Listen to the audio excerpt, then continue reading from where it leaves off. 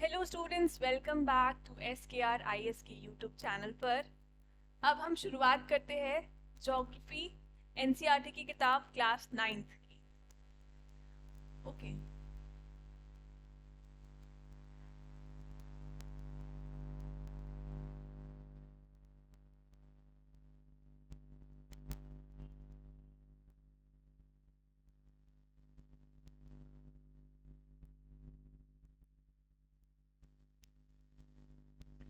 Okay. India is one of the ancient civilizations in the world.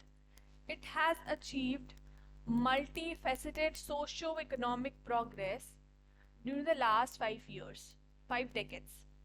अब बताया जा रहा है कि इंडिया जो कि one of the ancient civilisation है पूरे वर्ल्ड में, उसने बहुत ज़्यादा इकोनॉमिक प्रोग्रेस तो करा है, सोशो इकोनॉमिक प्रोग्रेस किया है कुछ 5 डेकेड्स में।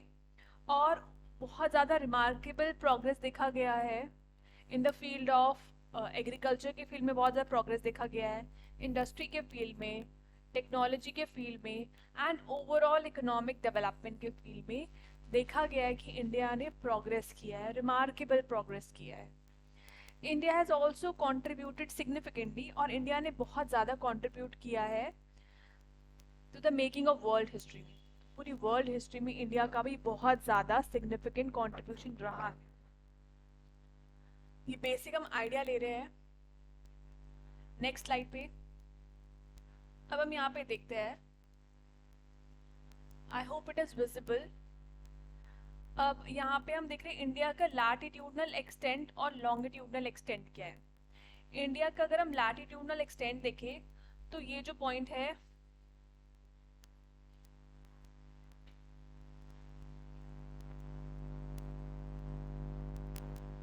this point is the southernmost point, 8 degree 4 latitude Indian mainland का। और यहाँ पर ये कहाँ तक गया है, 37 डिग्री 6 लैटिट्यूड। अगर हम लॉन्गिट्यूड की बात करें तो दिस इज 68 डिग्री 7 लॉन्गिट्यूड, और यहाँ से 97 डिग्री 25 ईस्ट लॉन्गिट्यूड। तो यहाँ से वेस्ट से ईस्ट का डिफरेंस जो है that is 2933 kilometres. So west to east का जो डिफरेंस है दैट इज 2933 किलोमीटर्स। और अगर हम देखें नॉर्थ साउथ के बीच का difference, that is north to south का डिफरेंस जो है दैट इज 3214 किलोमीटर्स का डिफरेंस है। जितना मैप में देख पा रहे हैं, यहाँ पर अंडमान एंड निकोबार आइलैंड्स है, यहाँ पे लक्षद्वीप है, इधर चाइना, नेपाल, पाकिस्तान, म्यांमार और बांग्लादेश। ठीक है, हम अभी नेक्स्ट स्लाइड में देखेंगे पूरा। हमने थोड़ा सा मैप से आइडिया ले लिया, नेक्स्ट स्लाइड में हम देखेंगे पूरा कंटेंट, इसके बारे में हम अच्छे से पढ़ेंगे। चलते हैं नेक्स्ट स्लाइड पर। अगर हम लोकेशन की बात करें, जो हमने अभी ऊपर मैप में भी देखा, तो India is a vast country. ये तो हमें पता चल ही गया है कि जो डिफरेंस है लॉन्गिट्यूड लैटिट्यूड के बीच में, अगर हम नॉर्थ टू साउथ देखें तो इट इज़ 3214 किलोमीटर्स, पिछली स्लाइड में हमने देखा ही। और अगर हम ईस्ट से वेस्ट देखें तो 2933 किलोमीटर्स। तो हमारा नेक्स्ट ये इसमें दिया है कि इंडिया, इससे हमें पता तो चल गया कि India is a vast country, obviously बहुत ज़्यादा डिफरेंस है। Lying entirely in the northern hemisphere, ये भी हमें क्लियर है कि इंडिया जो है नॉर्दर्न हेमिस्फीयर में लाई करता है। अगर हम ग्लोब में देखें तो इंडिया नॉर्दर्न हेमिस्फीयर में है, इंडिया नॉर्दर्न हेमिस्फीयर में इंडिया। ठीक है। The main land x tends between latitudes, हमने पिछली स्लाइड में देखा 8 degree 4 north latitude and 37 degree 6 north latitude का इसका जो है लैंड एक्सटेंड करता है। अगर हम लॉन्गिट्यूड की बात करें तो दिस इज 68 डिग्री 7 ईस्ट से लेकर 97 डिग्री 25 ईस्ट तक इसका लॉन्गिट्यूड है। तो this is longitudinal extent and this is latitudinal extent. This is 8 degree 4 north and this is 37 degree 6. I hope it is clear. 68 degree 7 east longitude 97°25 east longitude. Next slide. The next line is Tropic of Cancer, 23°30 north, divides the country into almost two equal parts. तो tropic of cancer का जिक्र किया गया है कि जो Tropic of Cancer है वो इंडिया को बिल्कुल बराबर में डिवाइड करता है, और उसकी जो लैटिट्यूडनल लाइन है, उसका जो लैटिट्यूडनल पॉइंट है दैट इज 23°30 नॉर्थ.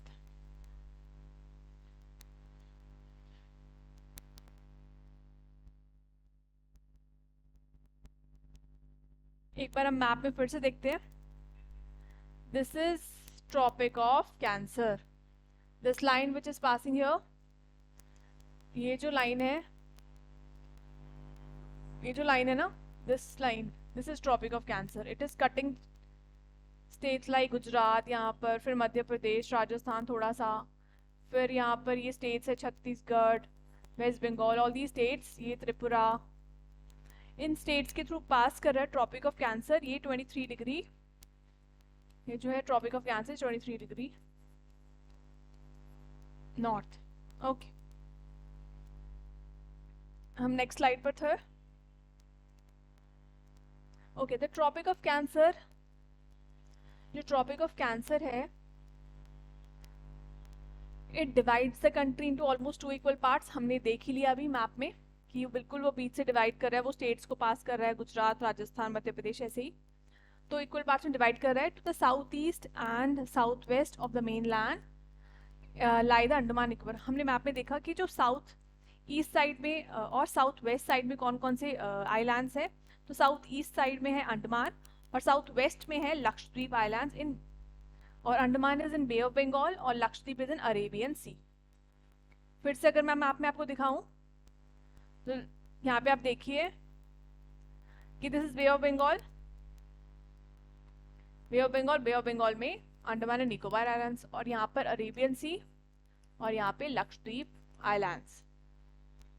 तो साउथ ईस्ट में अंडमान और साउथ वेस्ट में लक्षद्वीप आइलैंड्स. नेक्स्ट, यहाँ पे एक फैक्ट दिया है कि जो सदर्न मोस्ट पॉइंट है इंडिया का, उसको कहते हैं इंदिरा पॉइंट. अगर ये पूछा जाए कि southernmost point of Indian union क्या है, तो that is Indira Point. It got submerged under the sea water in 2004 during tsunami.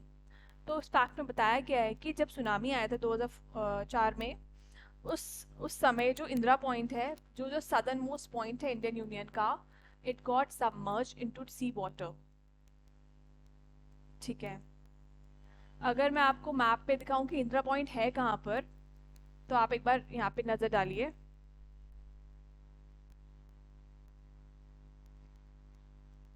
ये देखिए,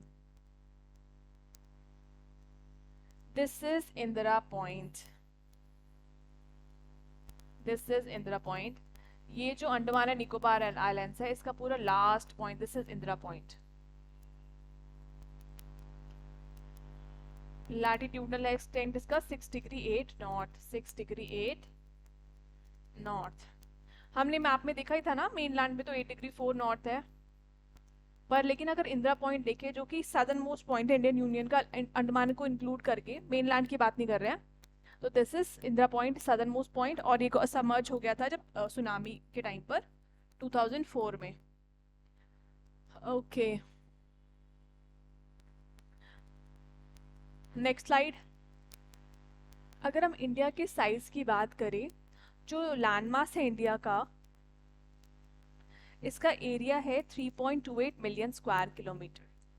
the landmass of India has an area of 3.28 million square kilometre का एरिया है. Landmass of India 3.28 million square kilometre. India's total area accounts for about 2.4% of total geographical area of the world. अगर हम India के area की बात करें, India का total area की बात करें, तो it is 2.4% of total geographical area of the world. पूरे वर्ल्ड का इंडिया 2.4% एरिया कवर करता है वर्ल्ड का, 2.4% इंडिया कवर करता है। नेक्स्ट, ये तो हम सभी को पता है कि India is the seventh largest country in the of the world. India का जो नंबर है, अगर हम एरिया वाइज देखें तो India is the seventh largest country of the world and India has a land boundary of about 15,200 kilometres. और India का land boundary कितना है? लैंड बाउंड्री इंडिया का it is 15,200 kilometres. And total length of the coastline, अगर हम coast line की बात भी इंक्लूड, अगर कोस्ट लाइन को भी इंक्लूड करें मेन लैंड के साथ साथ अंडमान एंड निकोबार आइलैंड्स और लक्षद्वीप का एरिया को इंक्लूड करें, उनके लैंड बाउंड्री को इंक्लूड करें, तो इट इज 7516.6 किलोमीटर्स। तो इंडिया का अगर टोटल लैंड बाउंड्री को हम बात करें तो इट इज 15,200 किलोमीटर्स। अगर हम टोटल लेंथ देखें कोस्ट लाइन की अंडमान एंड निकोबार आइलैंड्स को मिला के और लक्षद्वीप को मिला के, तो it is 7516 kilometre. Coastline की बात कर रहे हैं, this is coastline, this is we are talking about coastline of India including Andaman Nicobar island, that is 7516। अगर ओवरऑल लैंड बाउंड्री की बात करें, इंडिया की total land boundary that is 15,200 kilometre, 15,200 kilometre. Next slide. यहाँ पे देखें तो India जो है it is bounded by young fold mountains in the north west. India के जो नॉर्थ वेस्ट में है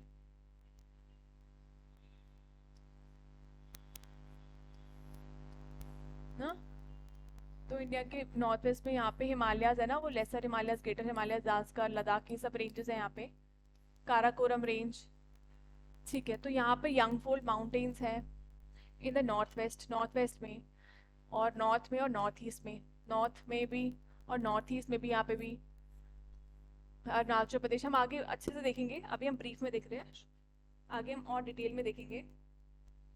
तो इसे बताया हमें अंडरस्टैंडिंग के लिए इतना इम्पोर्टेंट है कि इंडिया का जो इंडिया जो है उसके यंगफोल्ड माउंटेन्स नॉर्थ वेस्ट में है, नॉर्थ में, नॉर्थ ईस्ट में है, south of about 22 degree north latitude, और उसके 22 डिग्री नॉर्थ लैटिट्यूड के साउथ में it begins to taper. Taper मतलब वो ऐसे कम होने लग जाती है इंडिया की बाउंड्री जो है ना, it begins to taper and extend towards the Indian Ocean. और फाइनली ये कहाँ तक एक्सटेंड करती है? इंडियन ओशन है नीचे यहाँ पे, तो बताया कि जो इंडिया की जो लैंड बाउंड्री ये टेपर करने लग जाती है, इंडिया की लैंड बाउंड्री टेपर करने लग जाती है इंडियन ओशन तक।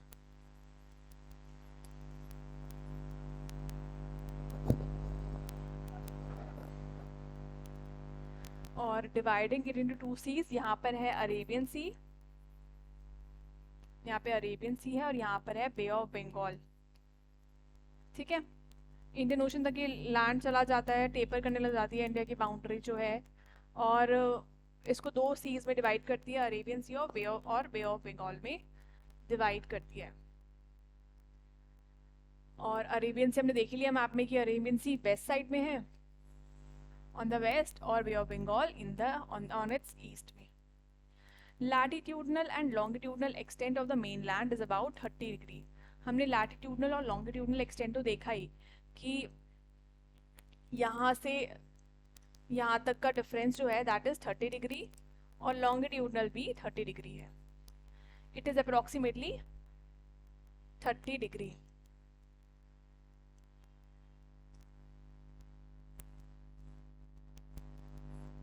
जो लैटिट्यूडनल और लॉन्गिट्यूडनल एक्सटेंट है वो कितना है? Approximately 30 degree. लेकिन despite this fact the east west extent appears to be smaller than the north south extent।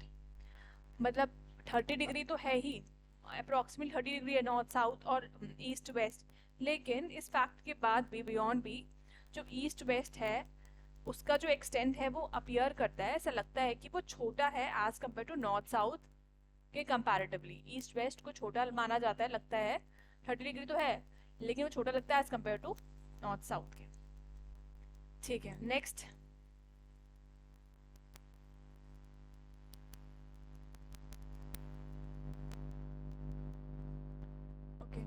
अगर हम देखें from Gujarat to Arunachal Pradesh there is a time lag of 2 hours.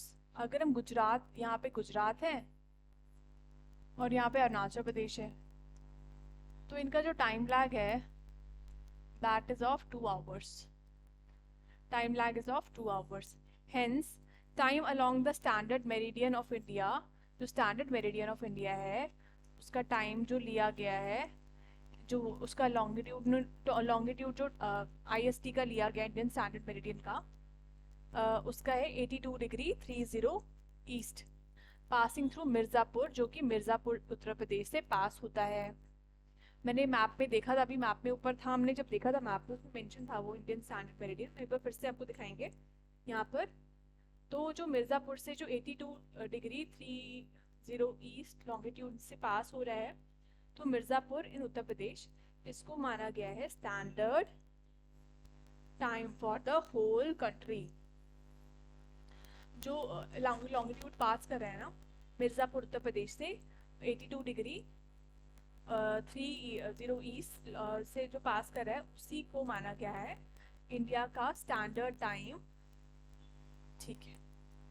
The latitudinal extent influences the duration of day. जो latitudinal extent है वो influence करता है day का duration को और नाइट को, जैसे ही कोई पर्सन, कोई भी इंडिविजुअल साउथ से नॉर्थ की तरफ मूव करता है।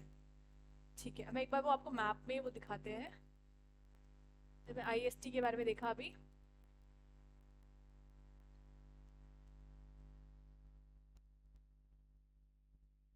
तो ये जो लाइन है, दिस लाइन, ये उत्तर प्रदेश मिर्ज़ापुर से पास हो रही है 82°30, ये स्टैंडर्ड मेरिडियन की लाइन है,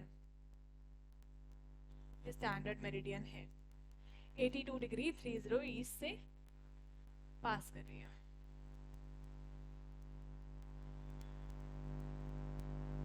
आगे चलते हैं। The Indian landmass has a central location between the East and West Asia. Indian landmass का जो location है that is between East and West Asia के between है। इंडिया को जो साउथवर्ड एक्सटेंशन है, इंडिया जो है साउथवर्ड एक्सटेंशन है एशियन कॉन्टिनेंट का, ये हमें क्लियर हो रहा है ना कि इंडिया का जो साउथवर्ड एक्सटेंशन है, ईस्ट इंडिया क्या है, एक साउथवर्ड एक्सटेंशन है एशियन कॉन्टिनेंट का। इंडिया साउथवर्ड एक्सटेंशन है किसका, एशियन कॉन्टिनेंट का। The trans Indian ocean routes, और जो कनेक्ट करती है कंट्रीज को यूरोप से, वेस्ट से और कंट्रीज ऑफ ईस्ट एशिया, ये एक इंडिया को स्ट्रैटेजिक सेंट्रल लोकेशन प्रोवाइड करती है इंडिया को। ये जो जितनी भी ये जो इंडियन ओशन की रूट्स है जो इंडिया को कनेक्ट करती है यूरोप से वेस्ट में और ईस्ट एशिया की कंट्री से, तो वो इंडिया को एक स्ट्रैटेजिक सेंट्रल लोकेशन प्रोवाइड करती है। जो डेक्कन पेनिनसुला है वो इंडियन ओशन में जाता है और ये हेल्प करता है इंडिया को स्टैब्लिश करने में close contact with west Asia. Deccan peninsula, this is India,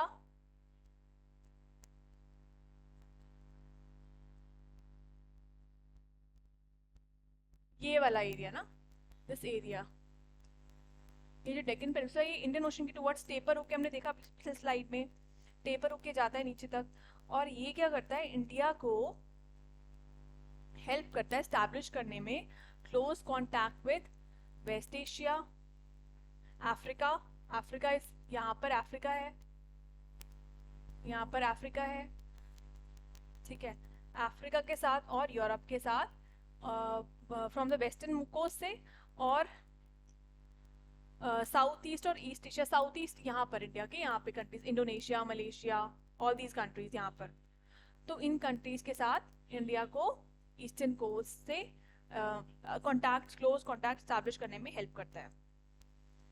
अगर हम आगे देखें तो no other country has a long coast line, ऐसी कोई भी और कंट्री नहीं है इंडिया के अलावा जिसका इतनी लंबी कोस्ट लाइन है और इंडियन ओशन तक वो जा रही है,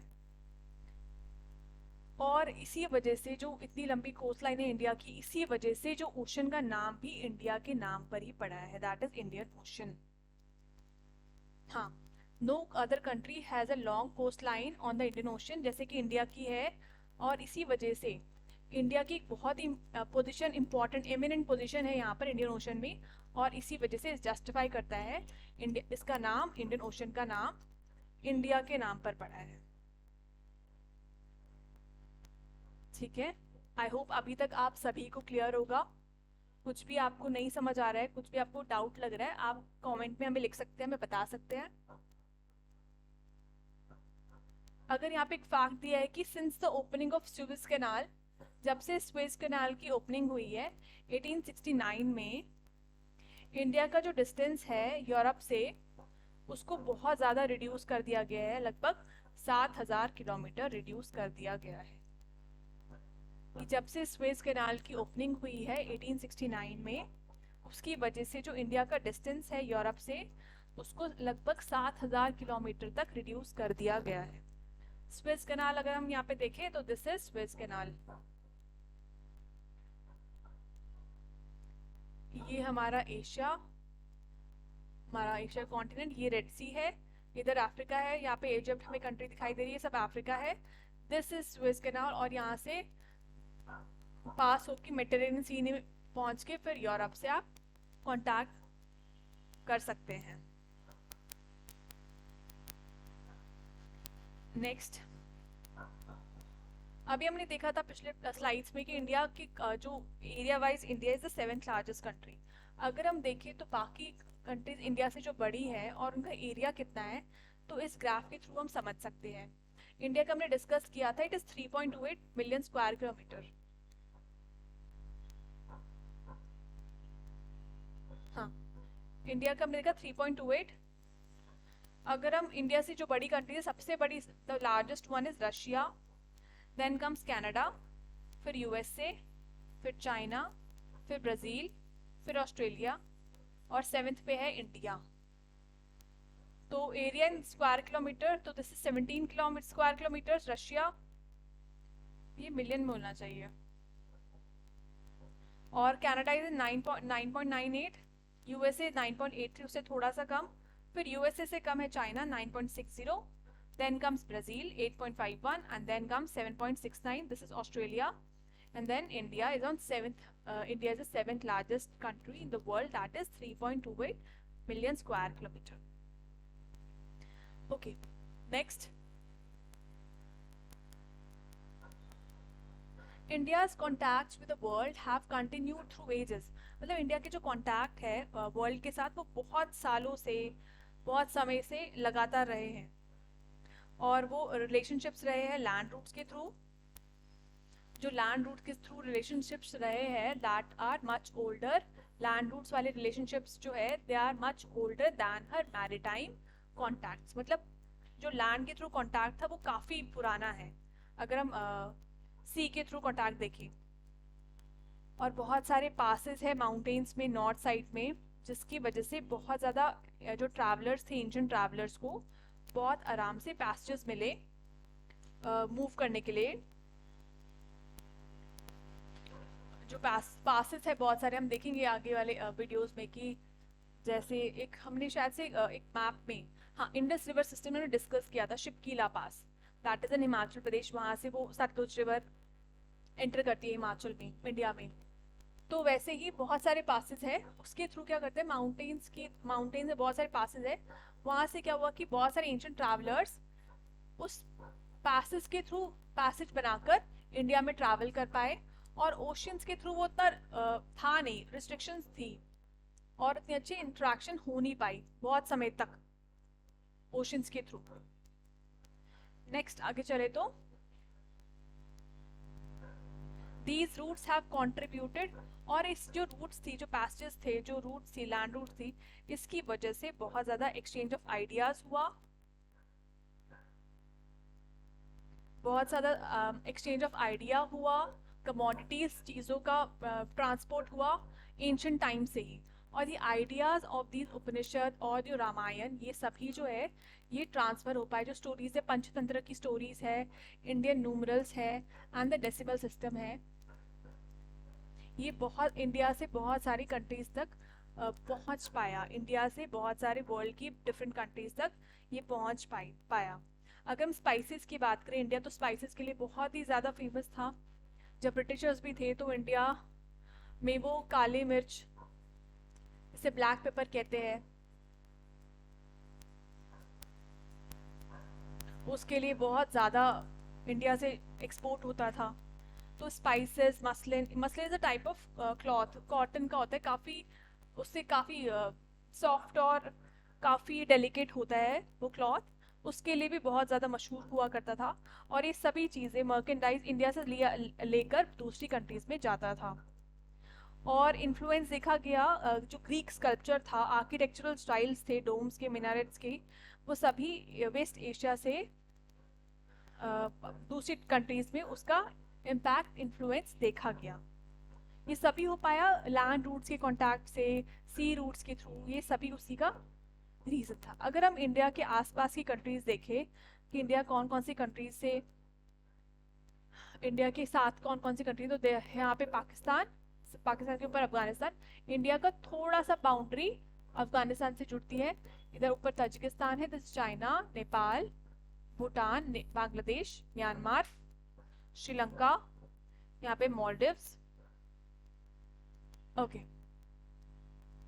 ये सब। और यहाँ से हम देखा ट्रॉपिक ऑफ कैंसर जो है पास कर रही है गुजरात, राजस्थान, मध्य प्रदेश, छत्तीसगढ़, झारखंड, वेस्ट बंगाल, त्रिपुरा एंड मिजोरम। ये इंपॉर्टेंट है कि ट्रॉपिक ऑफ कैंसर किसके थ्रू पास करती है, दिस गुजरात, राजस्थान, मध्य प्रदेश, छत्तीसगढ़, झारखंड, वेस्ट बंगाल, त्रिपुरा और मिजोरम के through this Tropic of Cancer passes. Okay, next slide पे हम चलते हैं। इंडिया की नेबर्स की हम बात करें तो India occupies important strategic position. India का एक बहुत ही स्ट्रैटेजिक पोजीशन है जो इंडिया ऑक्यूपाई करता है साउथ एशिया में। इंडिया शेयर करता है अपनी लैंड बाउंड्री पाकिस्तान के साथ, अपने मैप में देखा, अफगानिस्तान के साथ नॉर्थ वेस्ट में, चाइना के साथ, नेपाल के साथ, भूटान के साथ, म्यांमार के साथ, बांग्लादेश के साथ, और ये सभी हमने देखा ही। अब southern neighbours across the sea consist of 2 island, और 2 आइलैंड कंट्रीज भी है जैसे कि श्रीलंका, हमने मैप में देखा, श्रीलंका और मालदीव्स, श्रीलंका और मालदीव्स हमने देखा। श्रीलंका जो है it is separated from India by narrow channel of sea. जो श्रीलंका है हमारी कंट्री से सेपरेट है एक नैरो चैनल के, नैरो चैनल है सी का, उससे वो है पाक स्ट्रेट, इस उससे इंडिया श्रीलंका सेपरेटेड है, और गल्फ ऑफ मन्नार से। और जो मालदीव्स आइलैंड्स है वो हमारे कंट्री में जो लक्षद्वीप आइलैंड्स है उसके साउथ में है, साउथ ऑफ लक्षद्वीप आइलैंड्स, उसके साउथ में मालदीव्स आइलैंड्स है। तो हम इससे ये कंक्लूड कर सकते हैं कि इंडिया स्ट्रॉन्ग जोग्राफिकल और हिस्टोरिकल लिंक्स रहे हैं इंडिया के नेबर्स के साथ, पाकिस्तान, अफगानिस्तान, नेपाल, भूटान, श्रीलंका, म्यांमार, सभी के साथ इंडिया के बहुत ज़्यादा स्ट्रॉन्ग जोग्राफिकल और हिस्टोरिकल लिंक्स रहे हैं।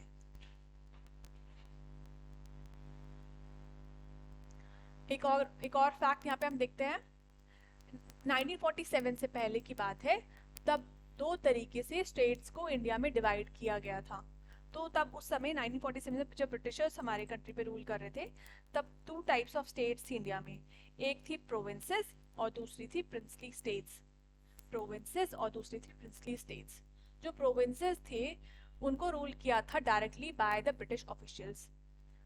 जो प्रोविंसेस हुआ करती थी उनको डायरेक्टली रूल किया जाता था ब्रिटिश ऑफिशियल्स के थ्रू, और उनको अपॉइंट करते थे ब्रिटिश ऑफिशियल जो थे, वो अपॉइंट होते थे वाइसरॉय के थ्रू। तो वाइसरॉय उन ब्रिटिश ऑफिशियल्स को अपॉइंट करता था और वो प्रोविंसेस को रूल करते थे डायरेक्टली।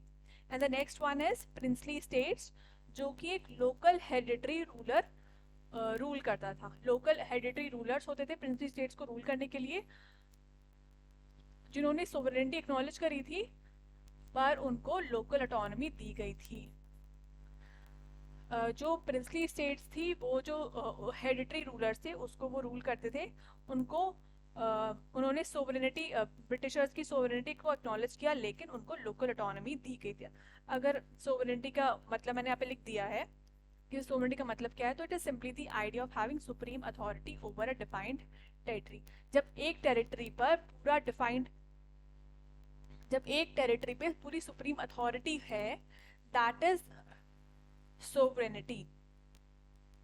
जब एक डिफाइंड टेरिटरी पर सुप्रीम अथॉरिटी का जो आइडिया है, that is sovereignty. It means the country has its own independent authority. इसका मतलब होता है इस कंट्री के पास अपनी पूरी इंडिपेंडेंट अथॉरिटी है, उस कंट्री के पास अपना पूरा अधिकार है उस पर रूल करने का, and it is not under control of any external entity.